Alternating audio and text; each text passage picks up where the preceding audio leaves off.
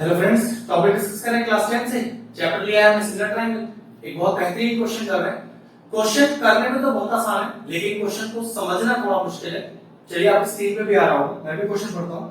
In triangle ABC, चलिए ये वाला ट्रायंगल में देखिए एबीसी दिखा है। कह रहा है P and Q are the points on AB and AC. P and Q are the points on AB and AC. चलिए ठीक है। फिर एक रिलेशन दिया है कि AP by PB, AP by PB is equal to AQ by QC। Okay ठीक है।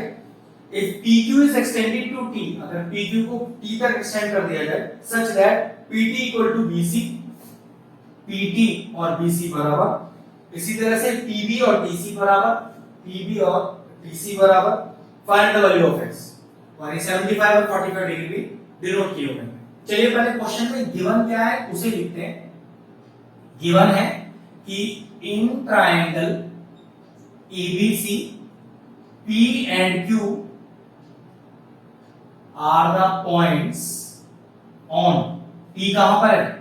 AB पर, और Q कहां पर है? AC पर रिस्पेक्टिवली। ठीक है। फिर आपको एक रिलेशन दिया है कि AP by PB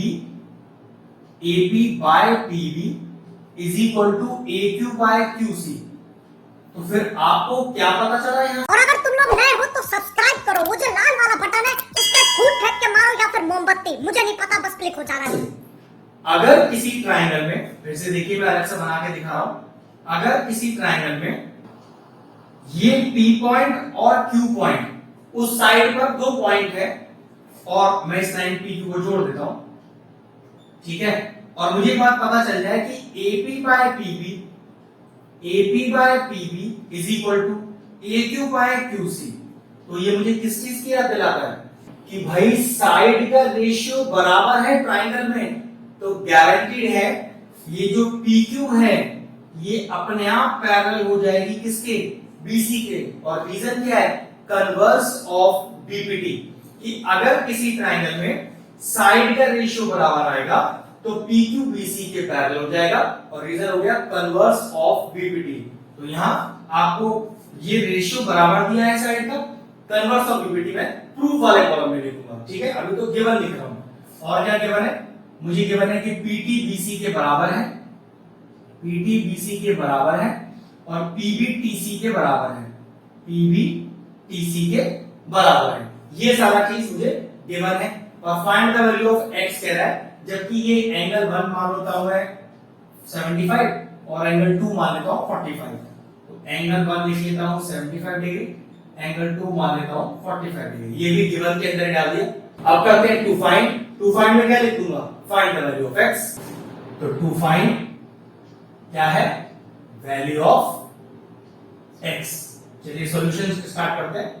सॉल्यूशन इसलिए लिख रहा हूं क्योंकि वहां पर आपको जो प्रूफ नहीं करना, आपको कुछ प्रूफ नहीं करना, आपको फाइंड द वैल्यू। और अगर तुम लोग नए हो तो सब्सक्राइब करो, वो जो लाल वाला बटन है उस पर फूट फेंक के मारो या फिर मोमबत्ती, मुझे नहीं पता, बस क्लिक हो जाता है। ठीक है। फाइंड द वैल्यू है, तो फाइंड द वैल्यू का प्रूफ न लिखकर सॉल्यूशन लिखिएगा। अब स्टार्ट यहां से करेंगे। वो किस तरह से कि भाई AP upon PB is equal to AQ upon QC। और ये क्यों लिखा है आपने? क्योंकि ये गिवन है। लेकिन किसी भी ट्रायंगल में साइड का रेशियो अगर इस तरह से बराबर दिया हो, फिर से बता देता हूं, AP by PB equal to AQ by QC, तो आप कह सकते हो भाई ये PQ जो है वो पैरेलल हो गया BC के। और रीजन क्या आएगा? कन्वर्स ऑफ BPT का पूरा स्टेटमेंट। ध्यान रखिएगा, एक कन्वर्स ऑफ BPT लिखने से काम नहीं चलेगा, पूरा लिखना पड़ेगा कन्वर्स ऑफ BPT का पूरा स्टेटमेंट। अब PQ तो मेरा BC के पैरेलल हो गया। सोचो ये PQ की जगह मैं वर्ड क्या लिख सकता हूं पैरेलल में? यहां पर चेक करिए, PT पैरेलल BC। हां बिल्कुल लिख सकता हूं। वो इसलिए एक लाइन पर कितने भी सारे पॉइंट हो, उन पॉइंट का नाम से फर्क नहीं पड़ता। आप लाइन PQ बोलो, PT बोलो, QT बोलो, सब एक ही बराबर है। तो मैंने क्या करा? PQ का नाम PT ले लिया, तो PT पैरेलल BC बिल्कुल। और चेक करो क्या PT बराबर BC, PT is equal to BC। हाँ ये गिवन हो गया। तो इन दोनों कंडीशन को चेक करें, 1 और 2 को। पीटी बीसी के पैरेलल भी है, पीटी बीसी के बराबर भी है। चेक करो, ये पीटी बीसी के पैरेलल भी है और ये पीटी बीसी के बराबर भी है। और अगर किसी क्वाड्रिलेटरल में एक अपोजिट पेयर बराबर और पैरेलल दोनों हो जाए तो आप कह सकते हो देयरफॉर फ्रॉम इक्वेशन 1 एंड 2 आप कह सकते हो कि PBCT is a parallelogram, PBCT is a parallelogram। फिर समझ लीजिए प्रॉपर्टी वाले, अगर किसी क्वाड्रिलेटरल में एक अपोजिट पेयर पैरेलल और बराबर दोनों हो जाए तो डायरेक्टली वो क्वाड्रिलेटरल कहलाएगा पैरेललोग्राम।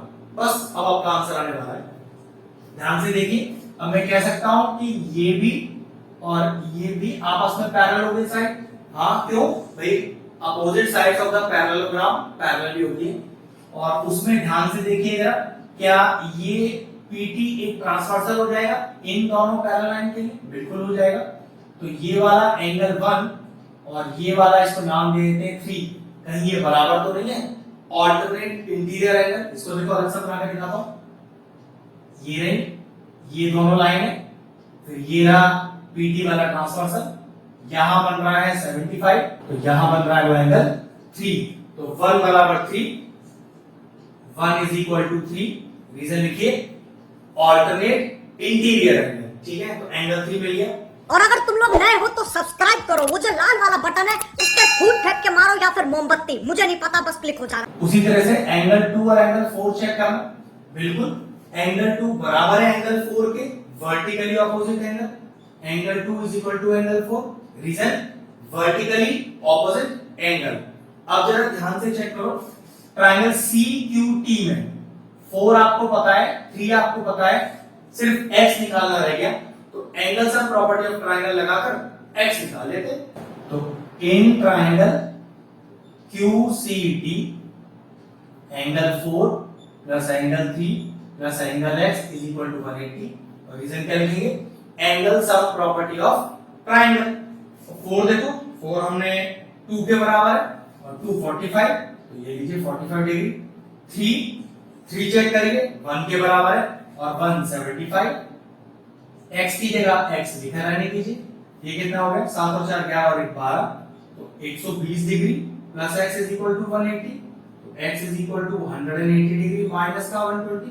तो what is the value of x? x का वैल्यू आया 60 डिग्री। ये लीजिए, हो गया कंप्लीट क्वेश्चन। 9th क्लास की प्रॉपर्टी भी लग रही थी, 10th क्लास की प्रॉपर्टी भी लग रही है, और तब ये क्वेश्चन सॉल्व हुआ। क्वेश्चन फिनिश हुआ, वीडियो फिनिश करते हैं।